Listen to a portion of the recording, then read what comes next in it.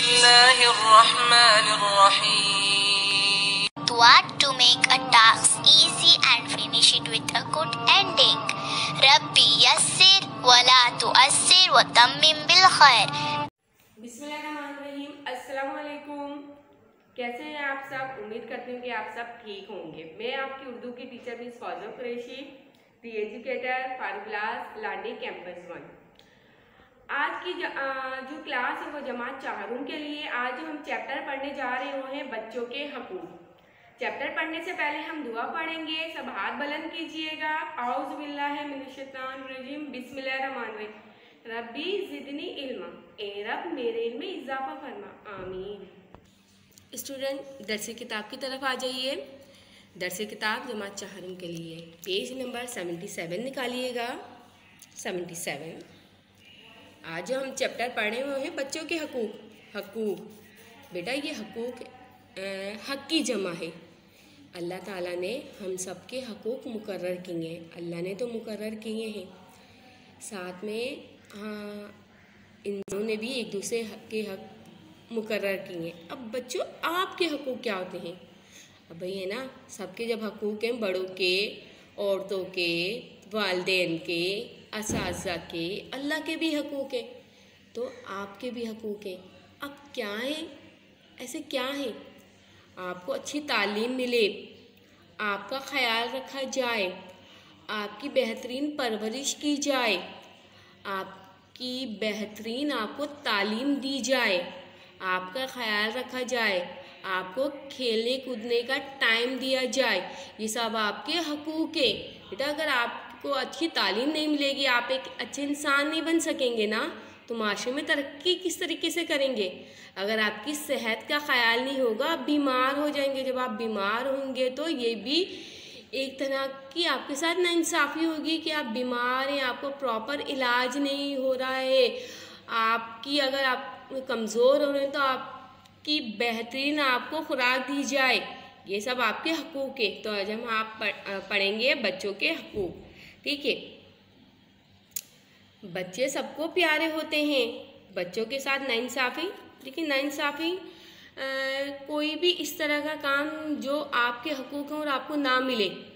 ठीक, यानी आपका हक़ है कि आपको अच्छी तालीम दी जाए, आपको ना मिले, ये आपके साथ एक तरह की नाइंसाफ़ी ये करना बहुत आसान है। जब बच्चों के साथ जो ना बड़ों के की बानिस्बत बहुत ज़्यादा आसान काम होता है नाइंसाफ़ी करना, इसलिए कि बच्चे कमज़ोर होते हैं। कमज़ोर यानी वो अपना दिफा। अब ये कमज़ोर कौन से वाले कह रहे हैं?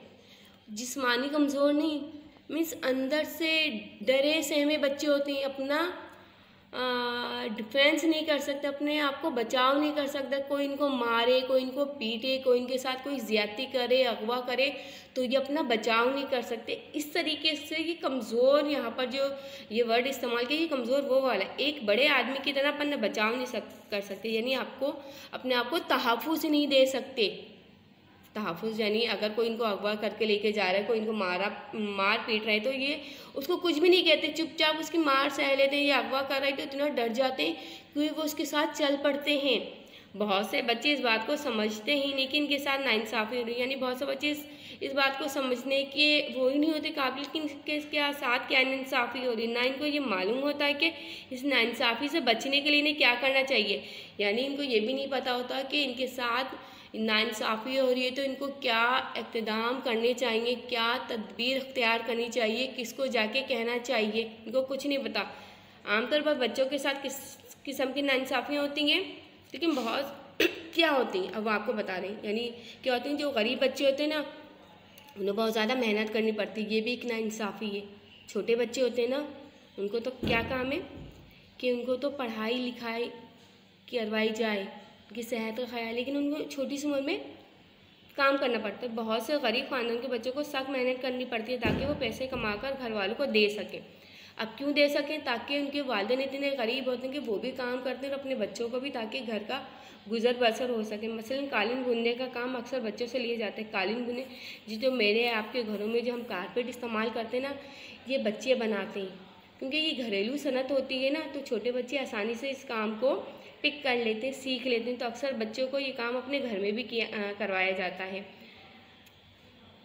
इसलिए इस काम में इनकी मांग है यानी इनकी डिमांड है बड़ों के बानिस्बत बच्चों को कहा जाता है कि इस काम के लिए लिया जाए। गरीब ख़ानदान अपने बच्चों को इस काम पे लगा देते हैं, यानी कारखाने में मुलाजिम रखवा लेते हैं। मगर वो बच्चे जिन्हें ये काम सुबह से शाम तक करना पड़ता है, इनका क्या हर्षद होता है, इनका क्या हाल होता है, हर्षद यानी हाल, सेहत क्या ख़राब हो जाती है, इनकी सेहत ख़राब हो जाती है। ना इनको पढ़ने लिखने का वक्त मिलता है, ना खेलने कूदने का। जब सेहत ख़राब हो जाती है या वो बड़े हो जाते हैं, इन्हें काम से निकाल दिया जाता है। यानी जब इनकी सेहत जवाब दे जाती है ना, तो इन्हें काम से निकाल दिया जाता है। मगर चुनाचा वो काम के ज़माने में इन बच्चों ने ना पढ़ना लिखना सीखा, ना कोई दूसरा काम, तो वो हमेशा गरीब ही रहते हैं। अब चैप्टर पेज नंबर 78 पर आइएगा। और इनके बाद इन बच्चों के भी बच्चे इनकी तरह गुर्बत यानी गरीब, बहुत ज़्यादा गरीब होते हैं, जिनके पास खाने को नहीं है, अपना घर नहीं होता, अच्छे कपड़े नहीं, वो गुर्बत की ज़िंदगी बसर करते हैं। इसी तरह वो बच्चे भी जो चाय के होटलों पर गिराज जो गाड़ियाँ जहाँ सही नहीं होती बेटा, गिराज उसे कहते हैं, लोगों के घरों में भी काम करते हैं। ना कोई हुनर के क्या माने हैं, काम सीखते हैं, काम सीखना, ना पढ़ना लिखना सीखते हैं। इन्हें अक्सर मार भी खानी पड़ती है, बहुत से दूसरे जुल्म सितम भी सहने पड़ते हैं, बर्दाश्त करने पड़ते हैं। इनकी ज़िंदगी कभी बेहतर नहीं हो सकती। बेटा आज हम यहाँ तक पढ़ेंगे, फिर क्लास में हम नेक्स्ट चैप्टर की तरफ आएंगे।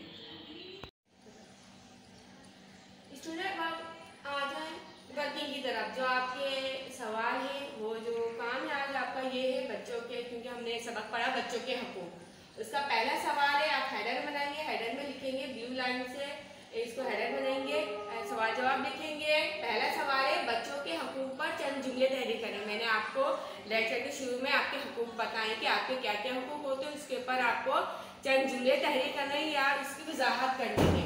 दूसरा सवाल है बच्चों के साथ नाइंसाफ़ी करना क्यों आसान है, ये भी चैप्टर के शुरू में है और बता चुकी हूँ मैं। सवाल नंबर 3, अक्सर गरीब बच्चों से कौन सा काम लिया जाता है, इसके जवाब आपको लिखने हैं। पाएँ कॉपी वर्किंग पे अभी मैंने आपको सवाल बताए। अब आपको ये कॉपी पे किस तरह करना है, सबसे पहले आपको सर्वर बताना है बच्चों के हकूक़ 1 का। आपको जो टाइटल पेज बनाना है, यानी बच्चों के हकूक़ 1 का आपको टाइटल पेज बनाना है, यानी सर्वे वर्क बनाना है। इसके बाद कॉपी वर्किंग की तरफ आ जाए। डेट लिखिएगा 9/8/2021।